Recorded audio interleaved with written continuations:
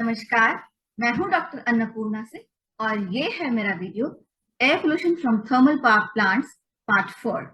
Air pollution from thermal power plants part 1 में मैंने आपको बताया था कि कोयला जमीन के नीचे किस तरह से फॉर्म होता है, किस तरह से जो मरे हुए पेड़ पौधे हैं वो कोयले में तब्दील होते हैं और किस किस प्रकार के कोयले की वैरायटी होती है। उसके अलावा मैंने पार्ट 2 में आपको बताया था कि थर्मल पावर प्लांट्स किस प्रकार से ऑपरेट करता है और थर्मल पावर प्लांट्स में कौन कौन से पॉइंट से पोल्यूटेंट्स इमिट होते हैं और किस किस प्रकार के पोल्यूटेंट्स होते हैं। पार्ट 3 में मैंने आपको बताया था कि थर्मल पावर प्लांट्स से जुड़े हुए या थर्मल पावर प्लांट्स और एयर पोल्यूशन से जुड़े हुए कुछ खास डेफिनेशंस, कुछ खास शब्दावली क्या होती है। इसके अलावा एयर पोल्यूशन कंट्रोल के लिए कौन कौन से सिस्टम्स इस्तेमाल किए जाते हैं। आज उन्हीं में से एक सिस्टम फ्लू गैस डीसल्फ्यूराइजेशन के बारे में हम बात करेंगे।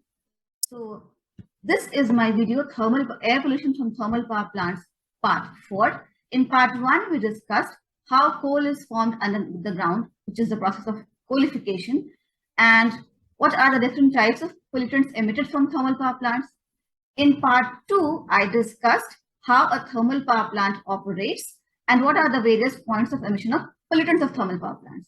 In part 3, I discussed the various types of air pollutants and air pollution control systems in place in thermal power plants. And today in this video, we'll discuss about one of those air pollution control systems, which is called flue gas desulfurization. So let me share my screen.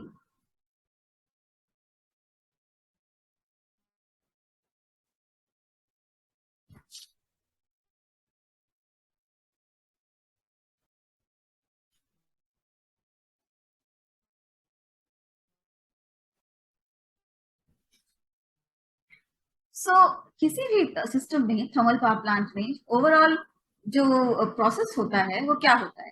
पहले किसी भी fuel को process करते हैं, जैसे कोल है तो कोल को पहले हम श्रेड करते हैं, फिर पल्वराइज करते हैं, एक पाउडर के जैसा कंसिस्टेंसी का बना देते हैं, तो वो हम प्रोसेसिंग ऑफ फ्यूल करते हैं। फिर हम ट्रीटमेंट करते हैं, हम बॉयलर में ले जाते हैं, इंसिनरेशन करते हैं, या कोई भट्टी होती है तो वहां पे हम उसको जलाते हैं। और फिर जब जलाते हैं तो फ्लू गैस निकलती है जो कि बहुत गर्म होती है और बहुत डर्टी होती है।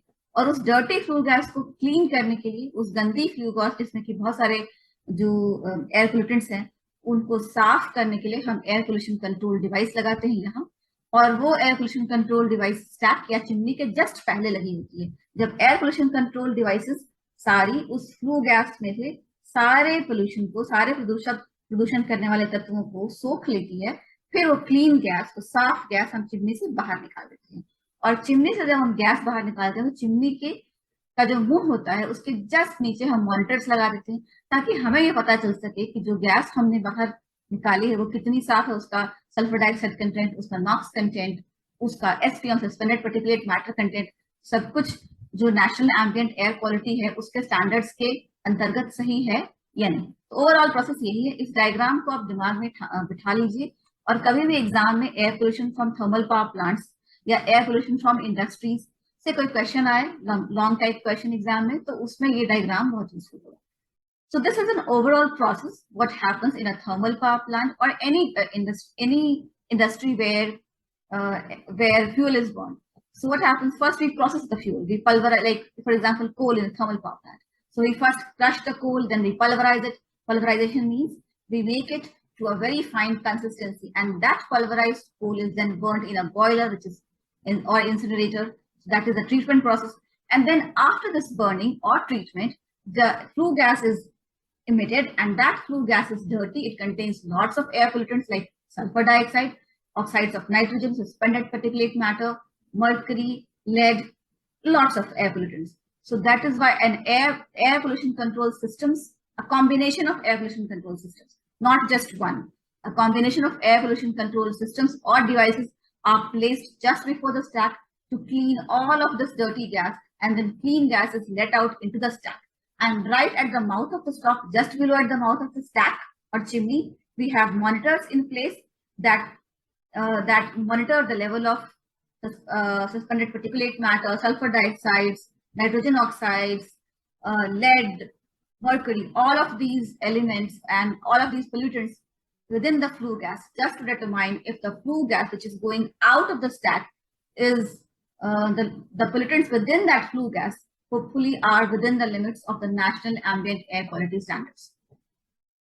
So whenever a long type question comes regarding air pollution from thermal power plants, please use this diagram. This is really helpful. And please clearly understand this diagram, because this will help you understand how air pollution control systems work and where they are placed and what different combinations are used to treat the flue gas before it is allowed to go out of the stack. So gaseous air pollutant control devices. तो किस किस प्रकार के gaseous air pollutant control devices होते हैं? यहाँ air pollutant की जगह एयर पोल्यूशन होगा.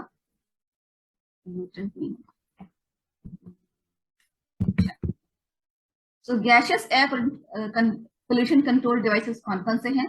Wait scrubbers for sulphurous gases, sulphur dioxide के लिए, मोस्टली सल्फर डाइऑक्साइड के लिए वेट स्क्रबर्स का इस्तेमाल होता है. Dry scrubbers for flue gases having lower SO2 content.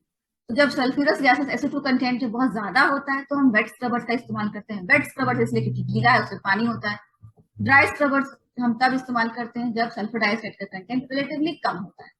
एड्सॉर्बर्स, एड्सॉर्बर वो होता है जो सब्सटेंस अपने सरफेस पे किसी भी दूसरी चीज को सोख लेता है, अंदर तक नहीं सोखता, सरफेस पे सोखता है, उसको एड्सॉर्बर कहते हैं. तो वो एक्टिवेटेड कार्बन, वो भी इस्तेमाल होता है gaseous air pollution control devices के तौर पे. फिर सेलेक्टिव कैटालिटिक रिडक्शन SCR, ये नॉक्स गैसेस के लिए यूज होता है, इस्तेमाल होता है. Selective non catalytic reduction SNCR, ये भी नॉक्स के लिए इस्तेमाल होता है. Use depends upon flue gas temperature, nature and types of gases and moisture content of the flue gas. So clearly, all of these devices, dry scrubbers for flue gases having lower sulfur dioxide content, wet scrubbers for flue gases having higher sulfur dioxide content, adsorbers, selective catalytic reduction for NOx, selective non-catalytic reduction for NOx, and all of these devices are used to purify the flue gas. And the use of the devices depends upon flue gas temperature, the nature of the flue gas, and the moisture content of flue gas, because all devices are not able to treat flue gas which are high in temperature. So some devices work better at high temperature, so some devices work better at lower temperature. Besides the nature of gas, which whether it's sulfurous gas, whether it's nitrogenous gas, so all of this, and also the moisture content of the flue gas, all of this depends, all of this criteria is taken into consideration when we decide which air pollution control device we are going to use. So today we'll talk about flue gas desulfurization. Let's talk about it in more detail.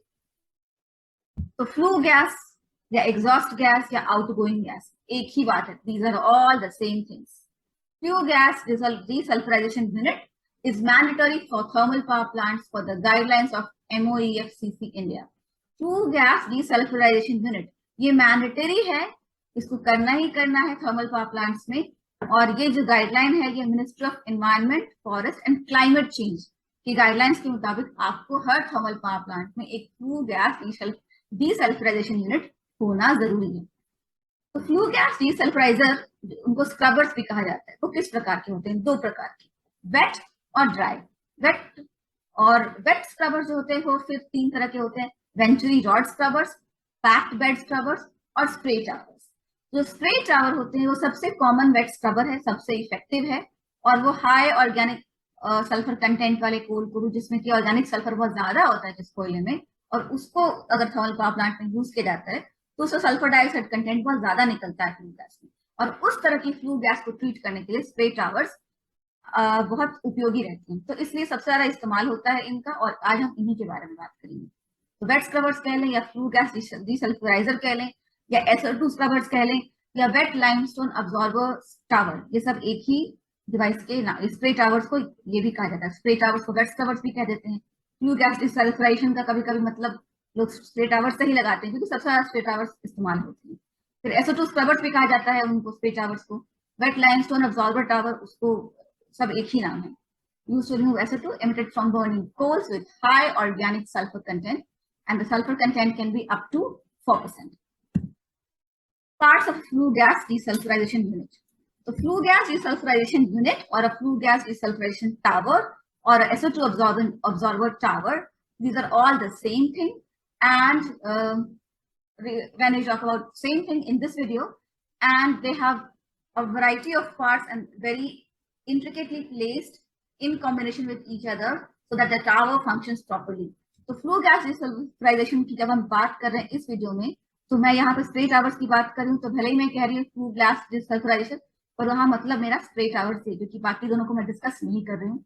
और ये जो spray tower ये बहुत complicated instrument है, लेकिन मैं उसको आसान भाषा में आपको समझा दूंगी कि वो जो टावर होता है उसके अंदर पंप भी होता है, उसके अंदर पाइपलाइंस भी होते हैं, उसके अंदर एक डिमिस्टिफायर भी होता है, एक परफोरेटेड ट्रे भी होता है। उसके अंदर कौन कौन से पार्ट्स होते हैं?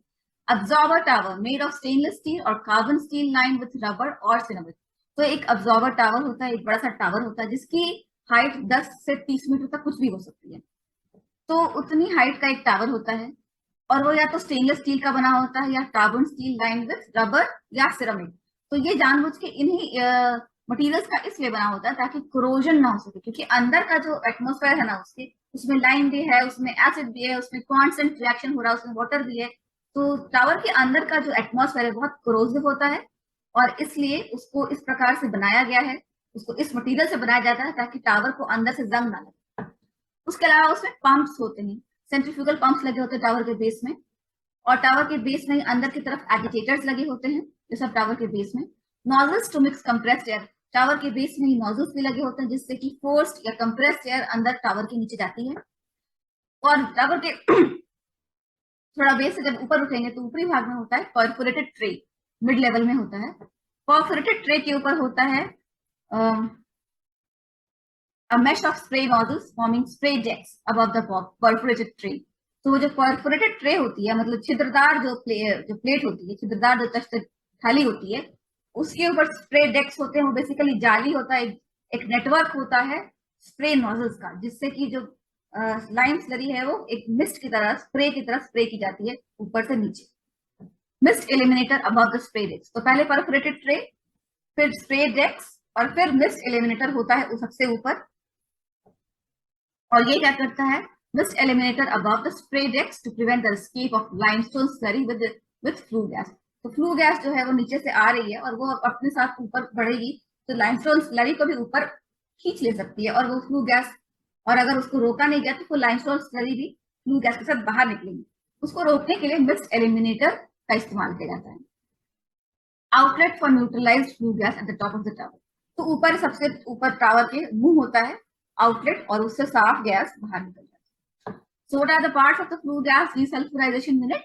Absorber tower, which is made of stainless steel or carbon steel lined with rubber or ceramic. This is to prevent corrosion of the absorber tower.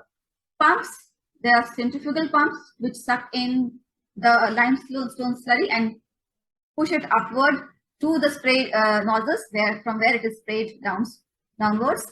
So pumps, agitators at the base of the tower to continuously mix the limestone slurry so that it doesn't solidify. Nozzles to mix compressed air. There are nozzles at the base of the tower to mix compressed air into the limestone slurry. Perforated tray at mid-level. When you reach the mid-level, there's a perforated tray, which is like holes in a tray. The perforated means having holes. Above the perforated tray is a mesh of spray nozzles, which is a network of spray nozzles forming a spray deck above the perforated tray. Then above the spray nozzles is the mist eliminator, and it is to prevent the escape of limestone slurry with the flue gas. And finally, there is the outlet for the neutralized flue gas to go out from the top of the tower. So let's see what happens. Flue gas enters, the dirty flue gas enters. Now this flue gas is made from yellow color because sulfur dioxide is a dirty yellowish gas. So this arrow is dirty yellowish to indicate that this flue gas contains sulfur dioxide. Now sulfur dioxide being a gas, it tries to rise up to the tower. So what happens?